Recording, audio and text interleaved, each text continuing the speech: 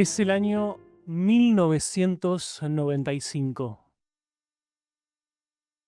Estoy rompiendo las pelotas como todo nene de 3 años. Uno de mis hermanos me pide silencio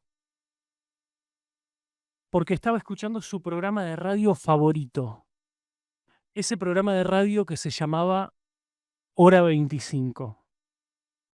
Y algo raro pasa porque ese nene insoportable e hiperactivo se queda sentado.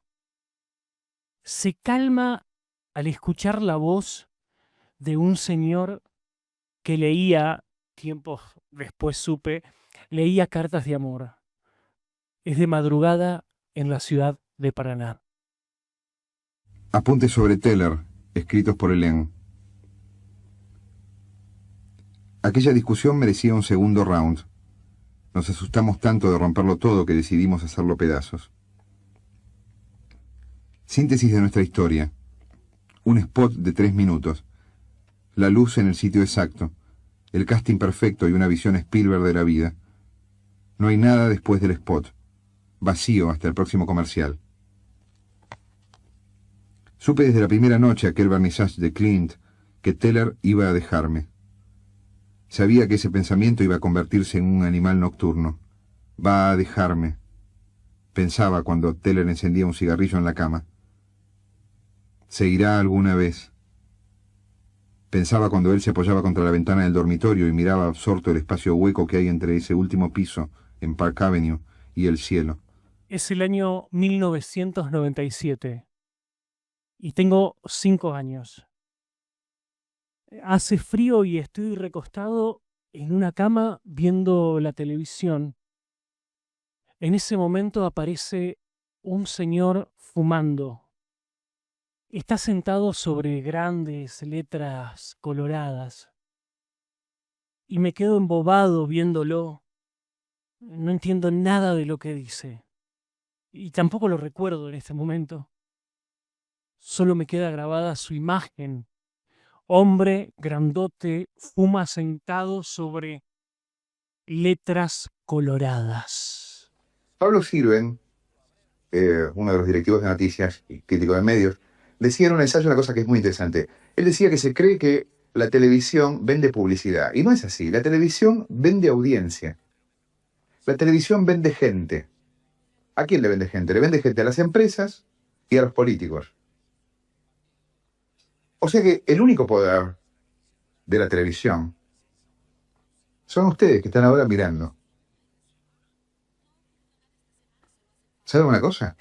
Pueden cambiar de canal. También pueden apagar la tele. También pueden seguir mirando, a veces sí, a veces no, y darle poder a algunos programas sí y a otros no. A lo mejor volvemos después de la tanda. Es el año 2001. Ya tengo 9 años. Y me pongo a llorar porque veo en la televisión abierta a una nena llamada Barbarita. Barbarita está llorando. Y Barbarita cuenta entre lágrimas que no tiene para comer. Y aparece ese mismo señor de las letras coloradas. Pero esta vez habla a la cámara, pero Margarita dice algo que me desconcerta completamente. Dice, cuando la periodista, la reportera le pregunta qué querés ser cuando seas grande, Barbarita dice nada. Y en ese momento, yo siendo un chico, me hizo ruido. ¿Cómo no va a querer ser nada? El hombre de las letras coloradas aparece en cámara y empieza a explicar algo de la deuda externa. ¿Qué comiste a la mañana recién que te vimos que estabas ahí? Tortilla. ¿Y ayer en la noche? Nada. Ahora cuando vas al colegio, ¿te dan comida? No. ¿Estás triste? Sí.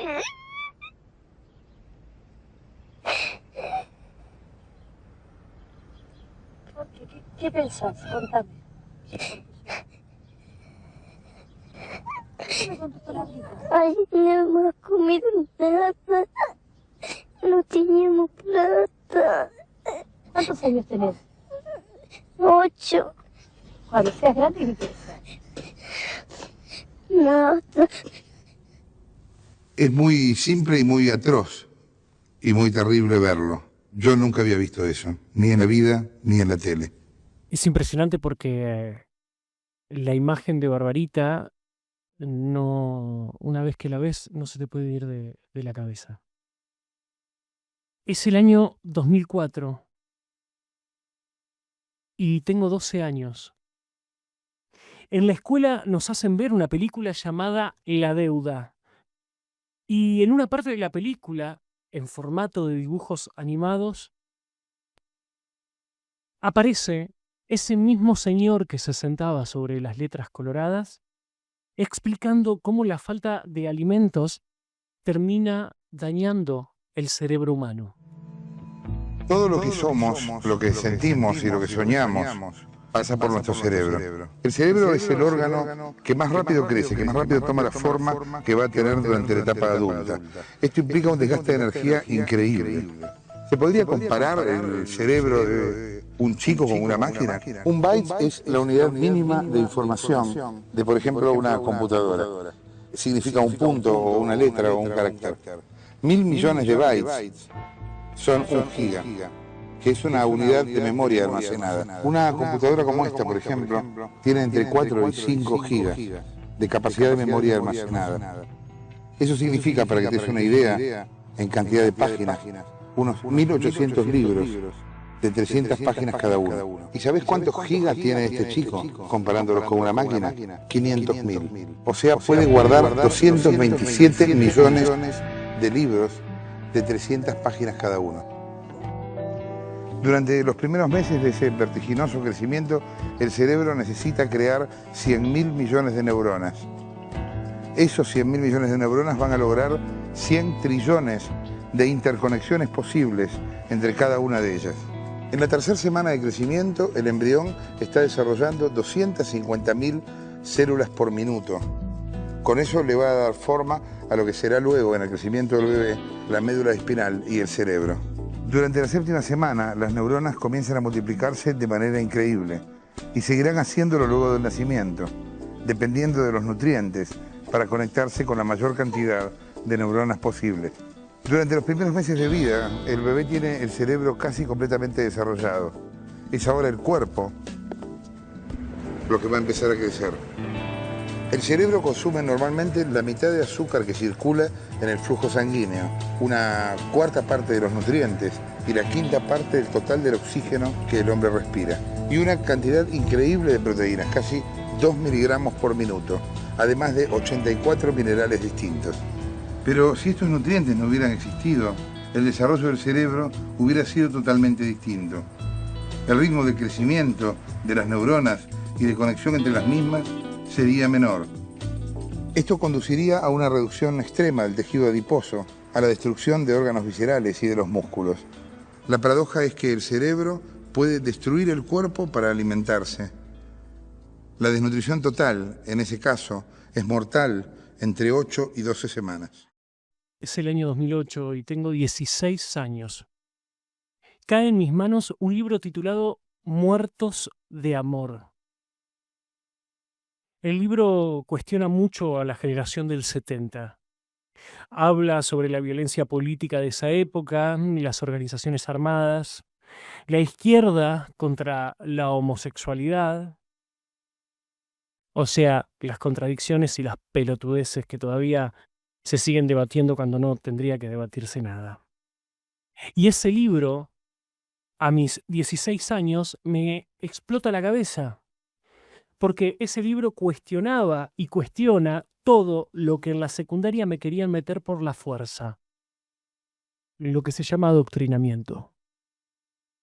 Su autor es Jorge Lanata, sí, el mismo señor que se sentaba sobre las letras coloradas. Es un libro que cuestiona mucho a la generación del 70. Bueno, yo en el 70 tenía 10 años, o sea, Y me parece que hay como un debate incipiente en la gente para discutir lo que fue la violencia política en Argentina. Y que está bueno empezar a discutirlo, a lo mejor desde tipos que no estuvimos ahí. Que cuando esto pasó teníamos 10 años. Cuento una historia que me impresionó. Si a vos te cuentan, tipos que nunca entraron en combate y tuvieron 2 muertos, ¿cómo puede ser? Bueno, eso fue lo que a mí me llevó a investigar la historia. Todo el tema de la creación del hombre nuevo, la moral de las organizaciones, el tema de que fusilaran a los putos. No lo hicieron porque no hubo tiempo, pero lo podrían haber hecho porque era parte de los reglamentos, o que condenaran el adulterio. ¿Se imaginan hoy al Congreso discutiendo la condena del adulterio? No sé. Bueno, ¿cuál es el verdadero vínculo que vos ves entre violencia y revolución? Mira, yo creo que depende... A ver, primero, no creo que la cultura de la época justifique cualquier cosa.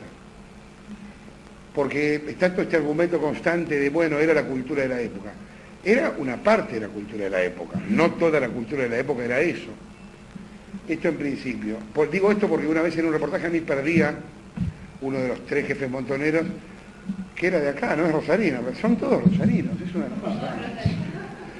Me dijo, imagínate la cultura de la época, Woodstock. Digo, ¿qué tiene que ver Woodstock con el asesinato de Aramburgo? ¿A dónde está el vínculo? O sea, digo, me parece una pelotudez escudarse en lo de la cultura de la época. Yo creo que la violencia no suma, yo no creo que haya muertes buenas. Es el año 2009. Tengo 17 años. Y ya soy un admirador del trabajo de Lanata. Estoy viendo su programa Después de Todo. Y hay un debate. Jorge quiere ver a las 2 argentinas. La de Luis del Lía y la de Fernando Peña. Otro ser hermoso que también me voló la cabeza y que conocí gracias a una entrevista de Lanata que le hizo en su viejo programa La Luna. Otra historia. En ese cruce, Fernando Peña dejó en claro lo que era el kirchnerismo, en ese cruce con Luis del Lía. Odio, mentiras, resentimiento, venganza, ignorancia, brutez y populismo. Buenas noches. Fernando Peña, Luis del Lía. No, yo mano no le voy a dar, como aquel día en el Teatro Metro. Pero le voy a explicar por qué, no es de rebelde al pedo. ¿Qué pasó? No, pues yo mano le doy a la gente con la cual estoy de acuerdo, con la gente con la cual pienso igual, de gente la cual me honra darle la mano y la cual le tengo cariño. Y no me pasan esas 4 cosas con el señor del Lía. Usted está del lado de San Isidro. ¿Qué tiene que ver? San Isidro expresa... ¿Y es un pecado tener plata? ¿Cómo? ¿Es un pecado tener plata? Depende. ¿Por qué no me mira a los ojos? Sí, convendría, ¿no? Convendría que nos miráramos todos, ¿no? Sí, por supuesto. Sí, sí. Es un detalle menor. No, no es un detalle menor. Todo para usted es un detalle menor. Y le cuento algo, yo me voy a trabajar, cosa que usted no sabe lo que es trabajar. Perdón, ¿qué fue esa seña? ¿Qué seña? La que acaba de hacer así usted. No conozco, no sé de qué me habla. ¿Qué seña? ¿Vieron ustedes la seña que hizo, sí o no? O estoy rodeado de cagones también. ¿Vieron la seña o no? Bueno, ¿qué fue esa seña? No sé qué seña habla, yo no hice ninguna seña. Usted hizo una seña, usted es un cara dura. Bueno. ¿Alguna cámara tomó esto? Sí, la verdad... Estaba hablando y acaba de hacer así. ¿Alguien lo vio o no? ¿Alguien lo vio o no? Bueno, quiero saber qué fue esa seña. Pero... ¿Qué le está diciendo a un guardaespaldas suyo que me agarre afuera? ¿Cuál es la seña? Bueno, dígame cuál es la seña, entonces. Mire, el señor que está detrás suyo ¿qué fue la seña? un conocido periodista argentino, Leo Cofré, ex periodista de Clarín. Entonces dígame qué fue la seña. Ex periodista de Clarín. Se va de tema, ¿qué fue la seña? No distraiga. No distraiga, usted distrae, estoy hablando yo y usted hace así. Pero quédese tranquilo. No, Peña. yo estoy muy tranquilo. Míreme el pulso. No. A ver el suyo. Bueno, yo no tengo pulso. Ya lo sé que no tiene pulso. Tranquilo. Soy muy tranquilo. Bueno, ¿qué va a hacer, Peña? Usted Dedícate hizo a una otra seña cosa, y pero... lo acaba de negar y ahora lo acaba de Dedícate a otra reconocer. cosa, Peña. ¿Qué va a hacer? Te desangelé, te saqué el ángel. Tu ángel acaba de morir. Qué pena. Sí, pero me interesa estar sentado acá, porque yo quiero expulsarlo del sistema político. Me interesa estar acá sentado. Bueno, pero usted es un transgresor trucho. Defínamelo. Transgresor trucho, Descríbemelo. de poca monta. ¿Qué tiene de transgresor? Trucho no es usted? lo mismo que de poca monta. Bueno, pero No, bueno, pero transgresor nada. trucho no tiene nada relevante que lo ponga. Trucho sabe lo que es sinónimo de mentiroso y de endeble. Yo no soy endeble. Si fuera endeble no tendría ¿Sabe argumentos. qué? Yo tengo estoy acá sentado porque lo sospechas. quiero echar del sistema ¿Sabe? político. Escúcheme lo que le digo. Es el año 2012. Tengo 20 años. La Nata arranca Periodismo para Todos y son épocas muy difíciles para el periodismo en Argentina.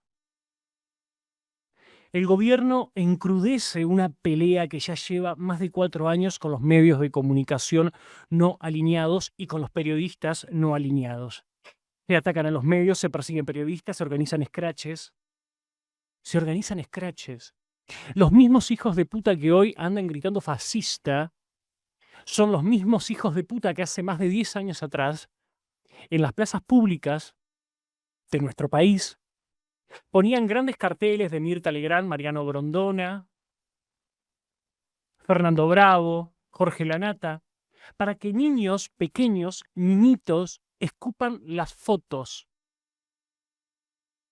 Y después estos caraduras hablan de fascismo. En el 2012 la tensión crece. El kirchnerismo no soportaba ya ninguna crítica, tampoco las constructivas. Cristina Kirchner juega con el puto luto eterno. Los multimedios, con dinero del Estado, empiezan a crecer. Hoy yo les hablo, por ejemplo, de 360 TV y muchos pibes que están del otro lado no deben tener ni puta idea.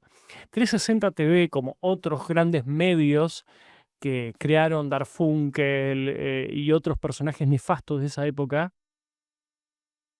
se comieron mucha guita de los contribuyentes. Obviamente no prosperaron. En ese momento se estaba armando un monopolio con guita del Estado, para hablar bien, del kirchnerismo. Y la Nata, desde la pantalla de la televisión, nos pide que rompamos el miedo. Es cierto que el odio es horizontal y el miedo es vertical, ¿no? Uno le teme a algo que está por arriba de uno que puede perjudicarlo. A veces eso que está por arriba de uno es uno mismo, es su propio miedo. A veces no. A veces está justificado. Yo querría... ¿Nos quedan cuántos programas? 6, 7 antes de fin de año. Renovar los votos del primer programa y pedir que este programa nos ayude a todos a perder el miedo. Porque si perdemos el miedo, eso también nos va a ayudar a pensar mejor. Y a los que odian, que desgraciados de ellos los que odian, porque, insisto, uno no puede enorgullecerse del odio, a lo mejor perder el miedo les permite cambiar ese odio por otra cosa. Luego de romper el miedo, pasamos a queremos preguntar. El kirchnerismo ya empezaba a desquebrajarse. En las conferencias de prensa matutinas, Capitanich rompe los diarios, pero el gobierno no responde preguntas. Llevan más de 10 años sin responder las dudas del periodismo y también las dudas de gran parte de la sociedad. Yo acá quiero hacer, además de este homenaje a la Nata, quiero hacer otro pequeño homenaje dentro del homenaje a la Nata. Porque lamentablemente la sociedad argentina es bastante desagradecida, por no decir bastante forra en su mayoría. Además de que es, en su mayoría, bastante pusilánime. Susana Biau, no sé si, es más, estoy seguro que la mayoría de los pibes que estudian periodismo no la conocen, porque en las facultades de periodismo se dedican a hacerse la paja mirándose a un espejo en lugar de conocer a grandes personalidades del periodismo en la República Argentina. Susana Biau, gran mujer y gran periodista de nuestro país, hoy olvidada, como te digo, por los desagradecidos de siempre, fue quien organizó junto a Jorge Lanata el Queremos Preguntar. Y quiero frenarme acá. En un país donde cualquier fracasado sin talento publica un libro, donde cada forro se enorgullece de que cualquier editorial dirigida por subnormales en la República Argentina le publica un libro, Susana Biau lamentablemente se nos fue, se murió, sin publicar nada. Ojalá alguna editorial en algún momento se despierte y revivan las entrevistas que hacía Susana Biao y Texto, porque son ejemplos del buen periodismo. Porque lo mejor que puede hacer un estudiante de periodismo es leer a Susana Biao. ¿Por qué? Porque Susana Biao preguntaba bien, escribía bien. Cosa que hoy no sucede porque la mayoría de los forros que están en la mayoría de los medios de comunicación, sobre todo en los portales de noticias, copian y pegan. Copian y pegan. Agarran la noticia de un portal y la copian, le cambian un poquito el título y la copian en su portal. Pasa desde Infobae hasta chaco.com.w. Bueno, ojalá revivan a Susana Biao. Y Susana Biao fue, junto a Jorge Lanata, la realizadora de Queremos Preguntar. Queremos preguntar.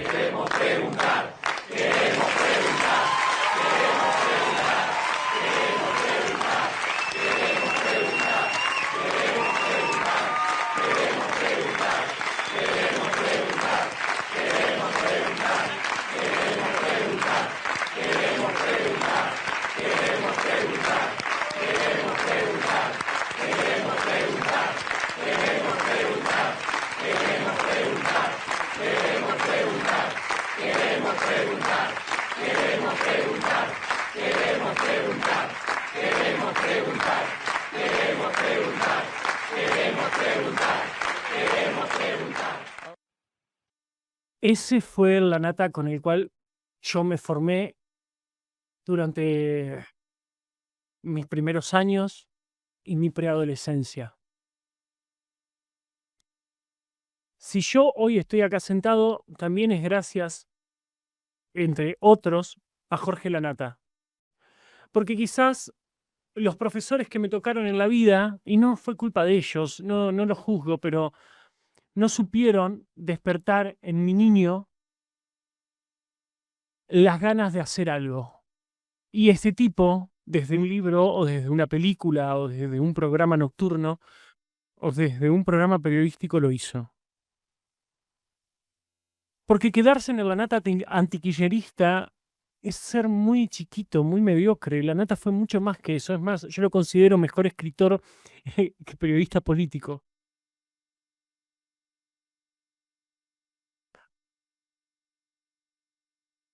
Así arrancó esta historia. Yo no quiero acá llegar como una viuda ni nada, pero simplemente si hoy inicio este nuevo espacio, quería agradecérselo.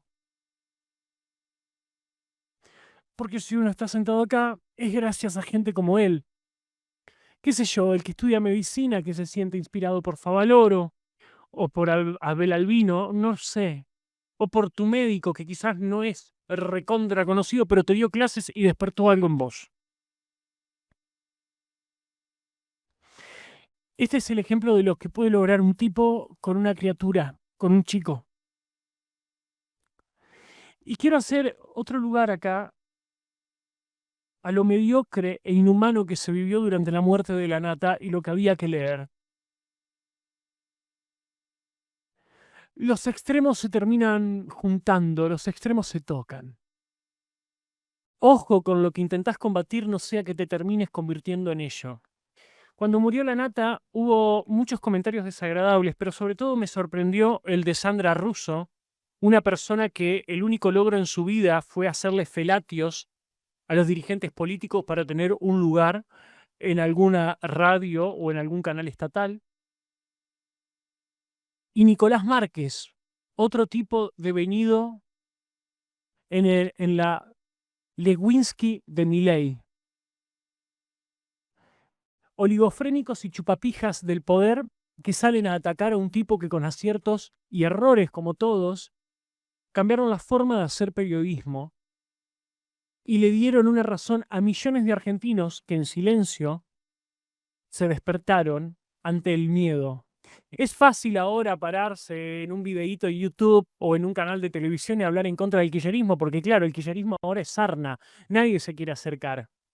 Pero había que tener muchas pelotas para enfrentar a Menem cuando Menem tenía poder, a Chabrán cuando Chabrán tenía poder, hablar del caso IBM, Banco Nación. La mayoría de los que están del otro lado ni se acuerdan de esto. y había que tener muchísimas pelotas para enfrentarse a un kirchnerismo que tenía el poder absoluto. Y ahora Nicolás Márquez y Sandra Russo salieron a escupir en el cajón de Jorge Lanata. Mediocres ustedes que se pelean con un muerto al que jamás van a llegarle ni a los talones. Hoy nace este nuevo espacio. El programa se llama Perdón por la Vehemencia y este canal, acá, este canalcito, es un canal que estamos abriendo con muchísimo esfuerzo, pero con muchas ganas de hacer algo diferente a lo que están haciendo todos. Y en medio de toda esta locura, tratar de escucharnos y debatir, y ¿sabes qué? También disfrutar de un poco de cultura y de un poco de entretenimiento. Y sobre todo, alzar bien en alto el orgullo de ser argentino. Porque desde hace un tiempo nos quieren vender que ser argentino es vergonzoso. Sacando a Messi y a la selección, el resto es vergüenza. Y yo no creo que seamos vergüenza. Yo creo que en cada esquina hay un Lanata, hay un Piazzolla, hay un Goyeneche, hay un Favaloro, hay un Abel Albino. Yo estoy seguro que ahora en algún café hay una María Elena Walsh sentada escribiendo. Por eso, como Lanata despertó eso en mí, yo quiero decirle gracias por todo. ¿Y saben qué? A aquellos que se pelean con un muerto, son tan vacíos. Por eso, ¡viva Lanata! Hay una hoja en blanco que no quiero enfrentar, una pesadilla que ya no quiero más soñar, una forma de vivir que viene desde mi papá, una cruz de plomo negra, una monorrealidad.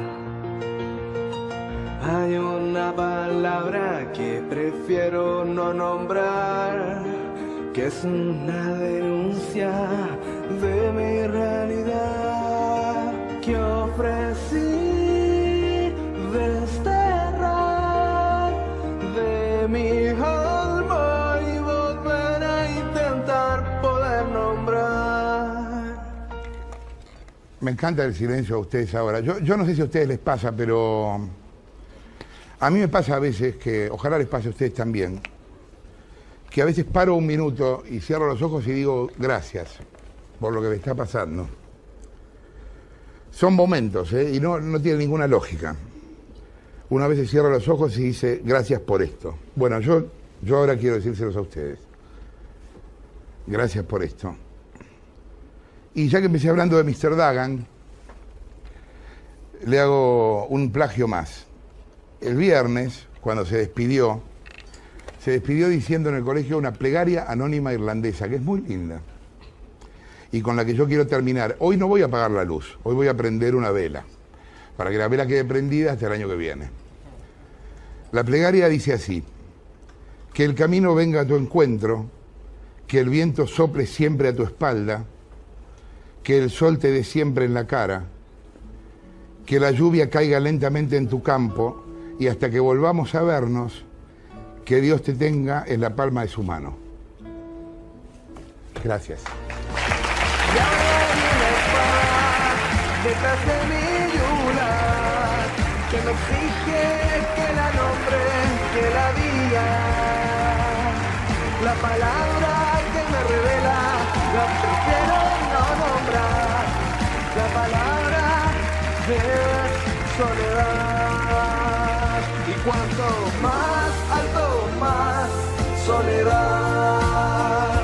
Y cuanto más lejos, más soledad.